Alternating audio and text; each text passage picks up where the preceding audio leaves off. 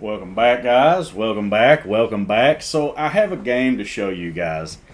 And this is a game against the highest rated opponent that I've ever played. Actually, I played a GM one time, so not really. But I was like 700 back then, and he done what GMs do and just spanked me. Anyway, this is the highest rated opponent that I've ever played since I've gotten decent at chess. So this guy's 2040. I'm assuming that he found me on my YouTube and he sent me a game invite. I was on my lunch break. I was just finishing lunch and he sent the game. And I was like, well, I'll play it. I didn't have anything else going on. And I was like, if I'm a little late coming back from lunch, whatever. So I played him. And I'm going to show you guys the game. So he plays d4. I play the King's Indian against the d4 opening. So we get a King's Indian. And we get this line, which is a little bit unique. Usually I see knight to c3, but okay, I mean, there's nothing wrong with this. So he plays this line. I castle. He brings out the bishop, and I play this. The best move here is d5, striking immediately at the center, but I play this because I want to be flexible. You know, I could play either way here. So, you know, this is just a good move. And it also keeps the knight out, blah, blah, blah. So, all right, I play here. He plays that, and it's dead even. Dead even across the board.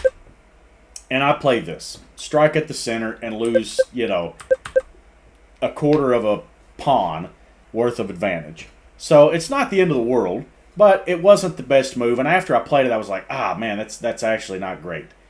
He castles, and I bring the rook over, so now I'm defending e5. He brings the queen out, lining up that battery, and I put my bishop targeting his knight. If I could trade off this knight for my bishop, cool, because my bishop sucks. But also, the only thing defending this is the pawn. So if you don't move it, I'm going to mess your pawns up. So this demands a response. And he goes back. So the evaluation is minus 0.26. Now it's minus 0.159. So this is a huge swing in advantage here. And I immediately capitalize on it. I take the pawn. He recaptures. And I get the knight out. So look, two great moves in a row. He follows it up with a mistake. But his pawn on d4 is hanging. So I take the knight.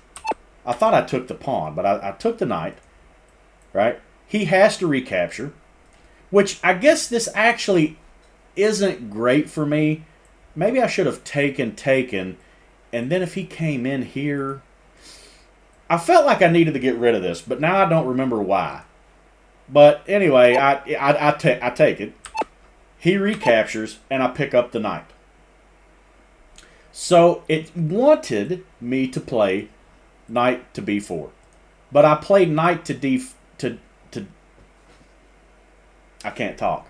I played knight to d4 because first of all, I didn't have the computer telling me what the best move here was, but to me, this knight is anchored in the center of the board. I could push this pawn if I needed to, but I don't want to because I don't want to create a backwards pawn and have a weakness that he can target here. So I play this knight move. It's guarded by the bishop. It hits the queen, and if push came to shove, I could defend it with a pawn. And you're not going to kick this out with a pawn. So he slides over, and I played this. Now it's minus 2.6. Now it's minus 1.78. So this is a full pawn's worth of advantage. But I'm thinking I've got something going here. You know, I know that I'm better. I know that I'm better.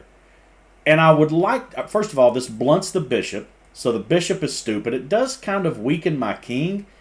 But, you know, I guard this square, for one. And it kicks the knight out of the center of the board. So the knight has to retreat. And I played this move.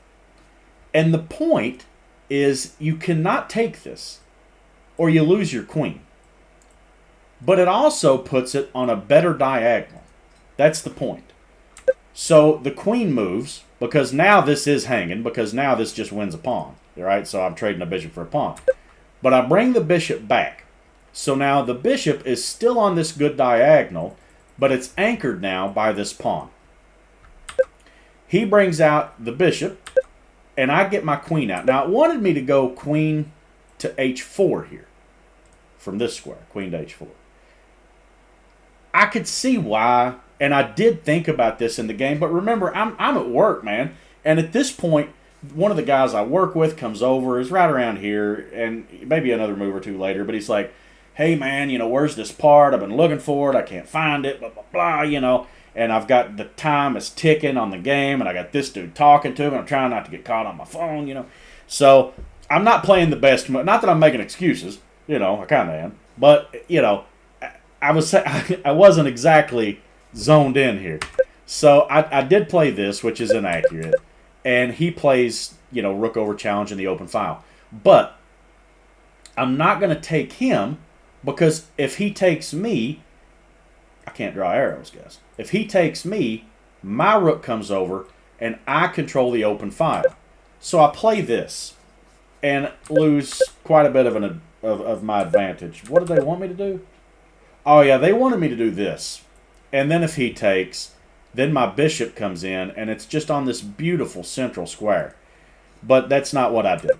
So I play this, and he gets the bishop out. But now remember, this is defended. And he can't attack this again, right? The queen can't go to any square to add pressure to this knight. So the knight's good. If he wants to trade here, hey, man, I'd be happy to see it. I'd be happy to see it. But he doesn't. So I kick the queen out. The queen's got to leave. And now my bishop comes back to here. Again, this is inaccurate. But the idea is it puts my bishop on a safer square, and it defends this pawn, so my rook's not tied down defending the pawn anymore. That's the idea. He plays this, and I go here. I'm threatening checkmate. Just straight up threatening checkmate. So you've got to do something about that checkmate threat, right? So again, I'm minus 3.5 here. I'm crushing. And this guy's 2,000. I'm playing good here. So, let's see. He plays bishop to f1. Now, do you guys see the problem with bishop to f1? That hits everything. Everybody's forked. This guy's hit, and this guy's hit. And you don't have time to take the bishop because I would take your queen. So he has to play here. Now, I'm going to win something. But what I decide to do here, and it's not the best move. It wants me to take his rook. The best move is to take the rook. I take the bishop. The point is, it doesn't matter which piece you take. Because the queen is hit, you have to respond. So you could take this and save the queen, but I'm going to win a rook. You could take this and save the queen, but again, I'm going to win a rook. So he captures. I get the open file. What did they want me to do here? Rook. Oh, queen takes. They wanted me to queen takes. I don't know why I would do that, because this is threatening checkmate, so this guy's married to this pawn. So I don't know why I would alleviate that pressure. He takes the bishop, and I take the rook. So it's minus 3.95 here. Now, again, this guy is rated 2,040. I'm 1,480. So I'm like, man, He takes, and I play this, and it's the best move. He needs to go back. He's got to get out of here. Rook to h1. What kind of an ugly move is knight to h1? I mean, this is a terrible, terrible thing to play. So he comes here. All right. Now, I know that you're absolutely destroyed here. I'm up +6, and this is a 1 game. And if I had 10 minutes, I don't care who you are, I will beat you in this position. The problem, though, is I only have a minute. And I'm at work, and people are talking to me, and I'm trying not to get caught here. So you know, he plays this, all right, and I'm thinking, he's going, and I'm certain that what he done here is he wanted to open up my king, and he's playing for stalemate because he's controlling this diagonal, so I could see a world where he gets me into some kind of weird perpetual, So what I'd play is d5 because d5 exposes the queens to one another, and it gives my queen access to this square, which blocks this check. So he captures. I slide over, hitting the queen, which in hindsight, I probably should have just done this, man, or taken here, or, whatever, but I didn't. And so I take here, he recaptures, and I play this. And then the clock expires. I run out of time. So I don't know how I run out of time and played this move, but that's what happened. So actually, maybe it expired before I could get the move in. Either way, this is the only move that I have. And at the time, I was worried that this was checkmate, but it's not. So whatever. But at the end of the day, I'm up because if I step forward, so I block. If he plays check and I go here, he can't actually take the rook because he loses the game. So he is pinning it, but it's far from. So, and also, this controls this square and this square. He's got no way to add pressure to my and this square. So he doesn't have, and the king controls that. He's got no way to add pressure to the rook. So this is a completely one game, but I ran out of time. So anyway, I thought I'd share that with you guys. I thought it was a really cool game. I had a brilliant move. I didn't play the best. I played 87% with a brilliant move, which is cool. I had only 3 inaccuracies, though. So, I mean, that's pretty good. It says that I played like a 2350. I mean, that's solid, man. I'll take 2350 all day. Playing like 1480, or I'm sorry, I'm 1480 playing like 2350.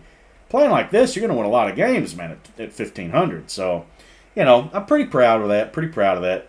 So, anyway, I just want to share that with you guys. If y'all like that, like, comment, subscribe, all the things. And I'll see y'all in the next video. See you guys.